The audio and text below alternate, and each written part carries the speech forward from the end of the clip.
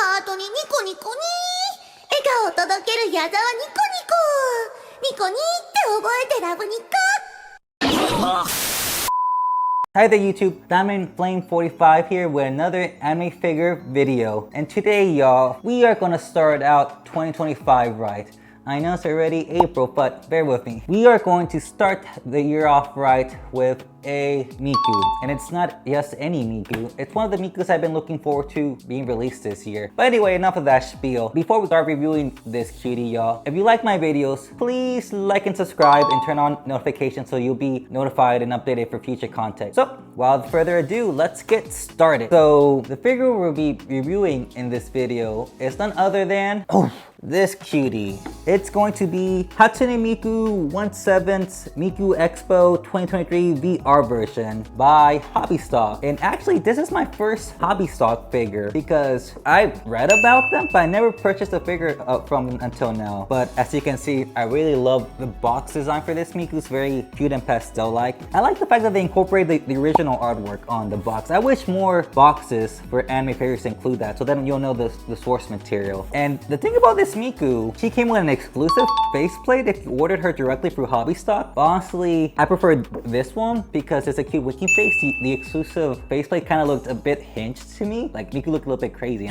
So, without further ado, let's unbox this cutie. Oh wow, this box is so cute. I like the fact that inside the box you see like this little toy box kind of theme background. You can see like these little puzzle pieces. It's very cute. Oh wow.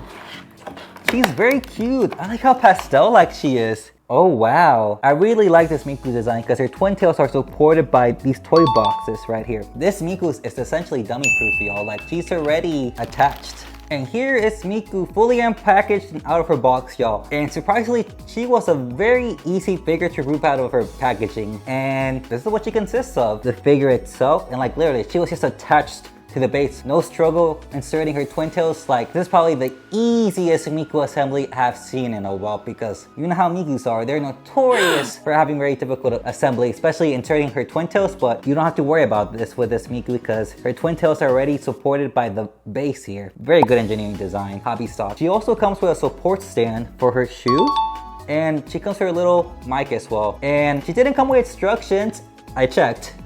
So she'll probably be an easy assembly because she's already assembled. So without further ado, let's get started with the assembly then. And here's Miku fully assembled, y'all. Literally, all you had to do was insert her microphone inside her right hand. And this is pretty optional, but you can also include this little support stand on her left heel. Honestly, I think she's well supported enough because her twin tails are attached to the base. But just to be on the safe side, I'll just put a support rod. It's not that distracting, but maybe eventually I'll decide to remove it because even without the support stand, she looks really nice. But yeah, y'all, one of the easiest Miku assemblies I've done in a while. Like literally, just insert her mic and the optional support stand, and that's it. I'm very excited to review this Miku. And you know how we do things in this channel. We're gonna start from the back and move our way to the front. So from the back, y'all, like this Miku has so many details. Like I don't know where to start. For the most part, a lot of figures from the back tend to be very simple because of course most of your attention's on the front of the figure. But this Miku from the back has so many cute and pastel-like designs from the back. Like starting from the back, y'all, like her hair, it has a bit of a pearlescent sheen to it. It's not a fully matte teal color, but it's like a pearlescent teal with some very good shading. The back of her head sculpt, it's very well done. It's very hard to find pearlescent paint on a Miku figure unless it's a prize figure, but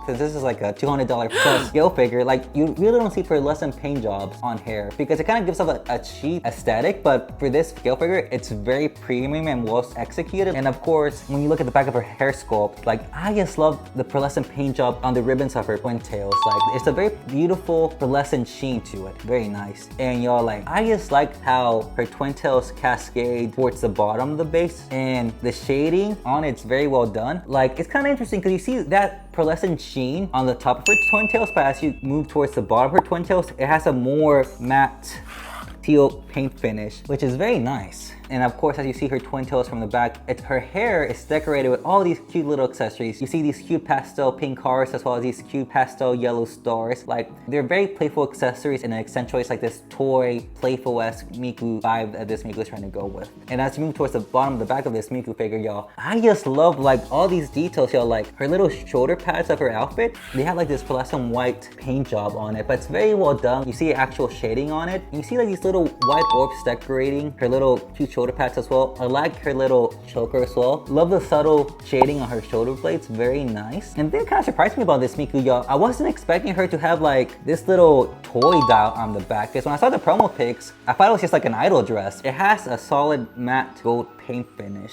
and I actually like that it has like a matte gold paint finish because it complements the pearlescent paint on her outfit. And as you move towards the bottom of her outfit even more, you see like these puzzle patterns on the back of her dress as well. It's very cute, playful, and whimsical. I like how Hobbystock executed this Miku by balancing mattes and pearlescent paints to create a much more premium feel, but still retaining like that whimsical, childish appeal. Very nice. And I do like these little cute cotton ball accessories on the ends of her outfit as well. They're not soft by any means, but they have like this poofy, cloudy appearance to them to make it look like they're soft to the touch. They have that nice texture to them, very nice. And as you can see from the bottom of the base, y'all, like her twin tails are attached to the toy blocks. And I think this is very clever engineering design. I wish more figure manufacturers will incorporate this, because if I'm gonna pay over $200 y'all for a scale figure, I expect some engineering ingenuity, because these figures ain't cheap, y'all.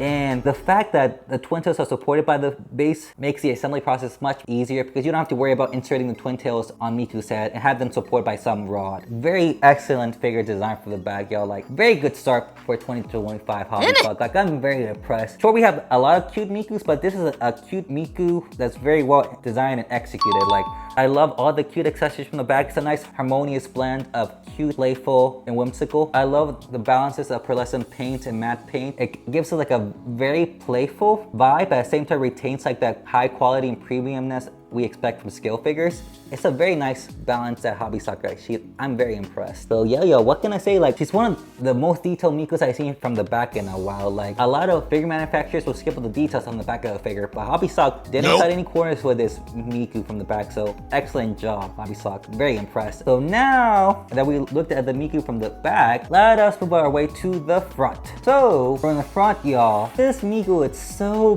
cute. Like, I love the details. I thought the back was pretty detailed, but the front, yes, that's detail. Her face is so adorable. I love that cute little winking face. And Hobbystock did an excellent job with the sculpt and paint job on Miku's face, because when you look at the front of her face, y'all, like her front hair sculpt is so well done. It has that same pearlescent teal paint you saw from the back, but it's very well done and executed, because you see shading across her bangs. But this Miku proves that you can incorporate pearlescent paint on figures and execute it very well, because there's nothing cheap looking about the pearlescent paint on this Miku, y'all. She looks very good. And her face is just so adorable. I love the subtle blush on her face, that cute little wink. The eye decals are so adorable. Oh wow, that's so cute. She actually has a heart and dark cute pupils on her eyes. So cute. Like, that's a very fun, cute, and playful detail on this Miku. Her little hair accessories are well painted and sculpted. And of course, y'all, as you move towards the bottom of this Miku from the front, you see how voluminous her twin tails are, and you see the same cute pastel pink and yellow hearts and stars decorating her hair.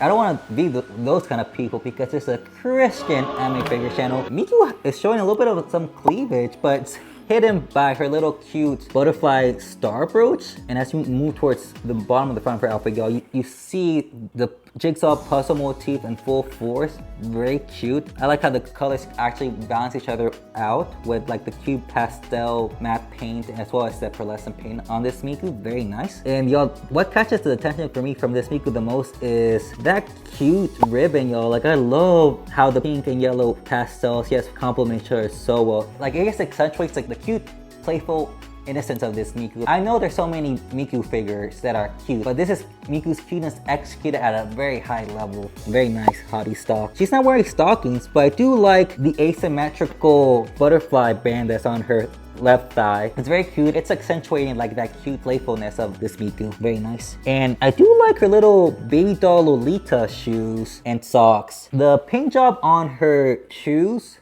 I want to say they're a bit of a matte red paint finish, but it contrasts very well with the white socks of her outfit. And I don't know if you guys noticed this, but I do like the subtle gold rim on the bottom of her heels, and it also contrasts well with the black of her soles as well. Very nice. And of course, y'all, her base is pretty straightforward. Like, it's just a bunch of toy blocks with H for Hatsune Miku and a cute little green heart with pink and yellow pastel color decorating the base. But yeah, y'all, this Miku, she's so whimsical. And I know we get so many cute Mikus, but this is like a cute Miku done right. Like, I love the colorful pastels, the details. I love the harmonious blend of the pearlescent paint accents and the pastel matte paint on this Miku. And the details, y'all. She's like decorated with details like the hearts, the stars, like the toy blocks, like her cute idol frilly dress. Honestly, like, I wonder if some of the OGs remember. This Miku figure kind of reminds me of Lala from Pretty Pada, and I feel so regretful because I actually sold that. It was my company exclusive Lala, the one that has her winking, back when I was a poor grad student, and man, like, I kind of miss her. I think she would look great with this Miku, honestly. But yeah, y'all, what can I say? This Miku is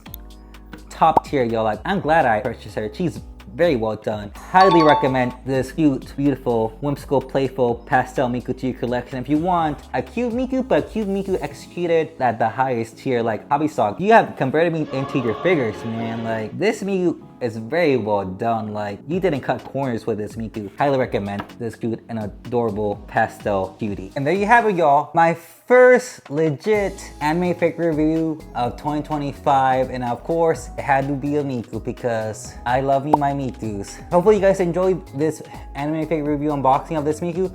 I'm very impressed with her quality. Like, it nailed it out of the park, and I'm looking forward to all the cool 2025 releases that are gonna come out this year. Terrorists be damned, but we'll see how the situation goes, because you know how things are in the US. Anything goes, essentially. But yeah, y'all, thank you so much for watching. Please like and subscribe, and I hope to see you guys in the next one. Bye.